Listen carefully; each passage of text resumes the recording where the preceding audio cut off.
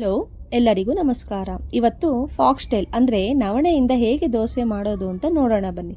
ಇದಕ್ಕೆ ಬೇಕಾಗಿರುವ ಸಾಮಗ್ರಿಗಳು: 1 ಕಪ್ ಅಕ್ಕಿ, 1 ಕಪ್ ನವಣೆ, ಅರ್ಧ ಕಪ್ ಉದ್ದಿನ ಬೇಳೆ, ಅರ್ಧ ಕಪ್ ಅವಲಕ್ಕಿ, 1/4 ಕಪ್ ಕುಸುಲಕ್ಕಿ, 1 ಟೇಬಲ್ ಸ್ಪೂನ್ ಕಡಲೆಬೇಳೆ, 1 ಟೀ ಸ್ಪೂನ್ ಮೆಂತ್ಯಕಾಳು. ಮೊದಲಿಗೆ ಒಂದು ಪಾತ್ರೆಗೆ ಎಲ್ಲ ಪದಾರ್ಥಗಳನ್ನು ಹಾಕಿ ನೀರಿನಿಂದ 2 ಬಾರಿ ತೊಳೆದು 5-6 ಗಂಟೆಗಳ ಕಾಲ ನೀರಿನಲ್ಲಿ ನೆನೆಸಿಡಬೇಕು. ಮಿಕ್ಸಿ ಜಾರಿನಲ್ಲಿ ನೀರು ಹಾಕಿ ದೋಸೆ ಹದಕ್ಕೆ ರುಬ್ಬಿ ಒಂದು ಪಾತ್ರೆಗೆ ಉಪ್ಪು ಹಾಕಿ ಸೇರಿಸಿ ಚೆನ್ನಾಗಿ ಕಲಸಿ ಇಡೀ ರಾತ್ರಿ ನೆನೆಯಲು ಬಿಡಬೇಕು. ನಂತರ ನೆನೆದ ಹಿಟ್ಟನ್ನು ಒಮ್ಮೆ ಚೆನ್ನಾಗಿ ಕಲಿಸಿ ಒಂದು ಕಾದ ತವದ ಮೇಲೆ ನೀರನ್ನು ಸಿಂಪಡಿಸಿ ದೋಸೆ ಹಾಕಿ ತುಪ್ಪದಿಂದ ರೋಸ್ಟ್ ಮಾಡಿದರೆ ಫಾಕ್ಸ್ಟೈಲ್ ಮಿಲೆಟ್ ದೋಸೆ ಸವಿಯಲು ಸಿದ್ಧ. ಇದನ್ನು ಆಲೂಗಡ್ಡೆ ಪಲ್ಯ ಮತ್ತು ಚಟ್ನಿಯಿಂದ ಸರ್ವ್ ಮಾಡಿ.